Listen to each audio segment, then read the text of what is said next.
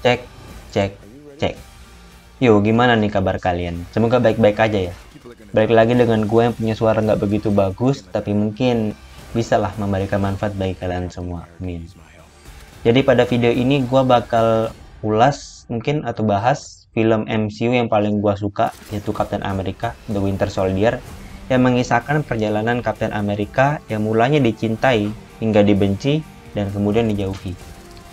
So, kalian yang ingin tahu tentang kisah di balik suatu film, anime, series, atau media hiburan apapun itu, dan apa motivasi melandasi suatu film atau apapun itu dibuat, gue sangat rekomendasiin buat subscribe channel ini sekarang juga. Oh ya, gue mau kasih tahu juga nih, kalau setiap konten yang ada di channel ini bisa kalian lihat juga di blog gue, yakni www.jasaulasfilm.blogspot.com. Jadi buat kalian yang kaum mendang-mending, yang khawatir dengan kuota habis nontonin video gue, bisa banget berkunjung ke blog yang gue sertain di description box below. Jadi nggak usah banyak basa-basi lagi, videonya dimulai.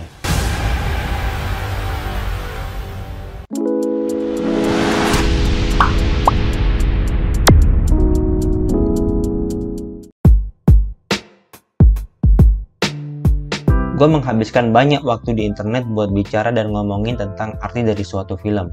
Mencoba menganalisis apa yang dikatakan oleh beberapa film bermerek perusahaan PG-13 yang sukses besar tentang budaya kita atau zaman di mana kita hidup.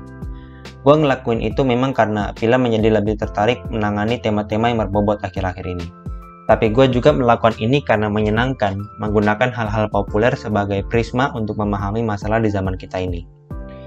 Jadi gue benar-benar terkejut dan terkesan dan terpesona saat gue kembali nonton Captain America The Winter Soldier, di mana secara jelas film ini menjabarkan ke kita semua bahwa aparat intelijen modern kita dan seluruh sistem keamanan nasional kita merupakan penjahat terbesar di abad ke-21. Dan lebih buruknya lagi, kita menyebut mereka seakan Mesiah yang dengan bebas dan atas keinginan mereka dapat mengendalikan diri kita. Dalam istilah dunia nyata, Winter Soldier pada dasarnya mengatakan bahwa Polri, TNI itu diciptakan oleh Nazi, dan kita membiarkannya begitu saja. Ini sejalan dengan apa yang dikatakan oleh kritikus Owen Gleiberman, di mana dalam ulasannya ia mengemukakan bahwa villain di The Winter Soldier benar-benar kompleksitas industri militer. Akhir-akhir ini gue kepikiran tentang bagaimana kita membangun makna tentang budaya pop di saat kita secara umum menggemari franchise yang bernilai miliaran seperti MCU. Di satu sisi, menurut gue tidak masalah jika filmmaker membuat film dengan mengatakan sesuatu yang spesifik. Memang, kalian bisa berargumen bahwa membuat film dengan ide-ide tertentu akan kurang menarik. Bahwa yang paling penting itu karakternya ikonik dan gaya penceritaannya menarik. Tidak ada orang yang menulis judul ini dapat dengan aman mengkritik siapapun karena terlalu banyak membaca tentang budaya pop. Pada saat yang sama, relatif sulit untuk menemukan film besar di mana ide sentralnya benar-benar memiliki kejelasan dan filmmaker mengambil langkah ekstra di luar nalar untuk memperkenalkan budaya kontemporer menurut dirinya. Untuk semua pembicaraan tentang nihilisme yang adalah sentral dari trilogi Batman-nya Christopher Nolan, apa yang membuat The Dark Knight hebat bukan karena bagaimana ia mengubah Joker menjadi teroris gila tak berperasaan. The Dark Knight memasukkan beberapa ide ke dalam siklusnya, tapi pusatnya tetap sama. Ini yang kemudian menjadi kekurangan bagi banyak film lainnya. Joker bukanlah orang yang melakukan tindakan terorisme karena negara atau uang. Memang kalau mau dipikir lagi, Joker melakukannya ya karena dia mau. Sebaliknya, The Dark Knight Rises gagal karena Bane terlalu banyak diberikan tujuan. Bane adalah teroris sosialis fundamentalis yang rupanya budak cinta dari anak gadisnya Ra's al Ghul.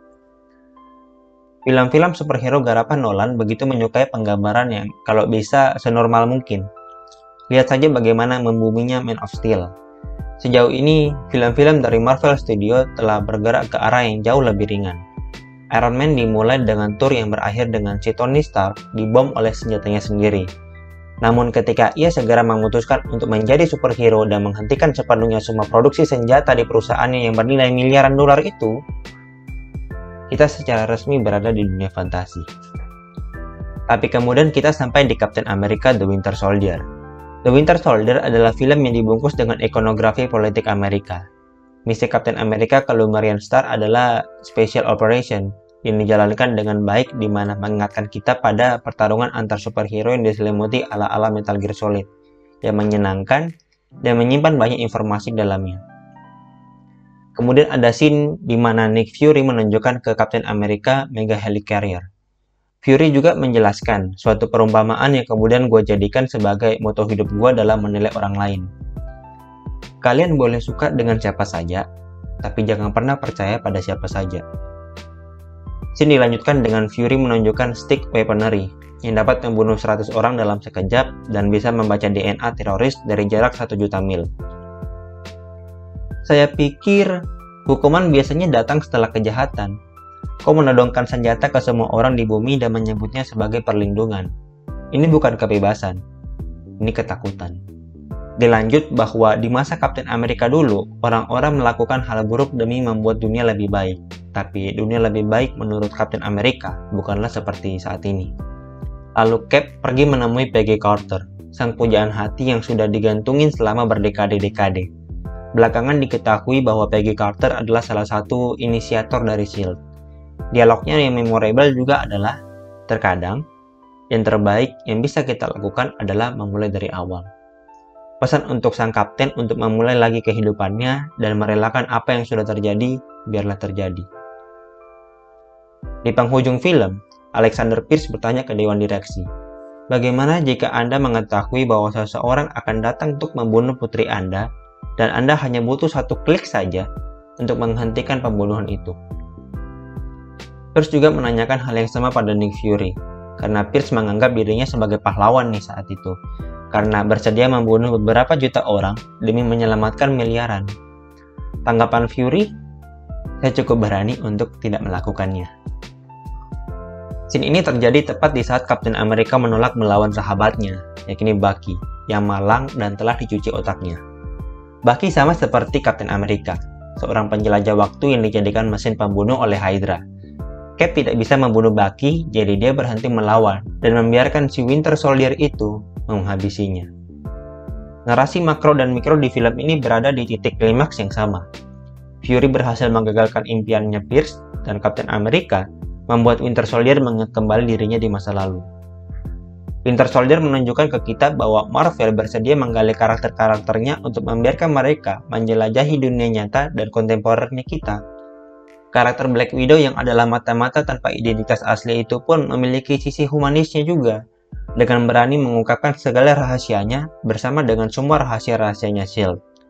Winter Soldier menegaskan, bagi gua, bahwa Captain America adalah franchise film paling menarik di semestanya Marvel.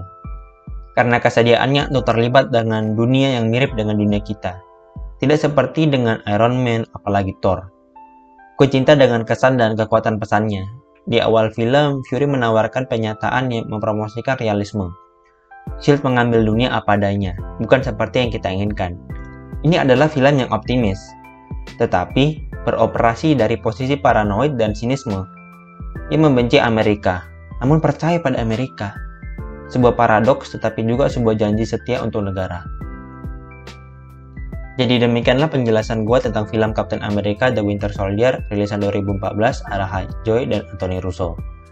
Klik like kalau kalian suka video ini, tekan dislike kalau sebaliknya, komen kalau menurut kalian penjelasan gue masih ada yang kurang, dan share untuk ngasih tahu ke kawan-kawan kalian tentang Captain America The Winter Soldier ini dan yang masih pusing lah dengan film ini. Oke, gue rasa itu aja dari gue. Thank you for your time dan videonya selesai.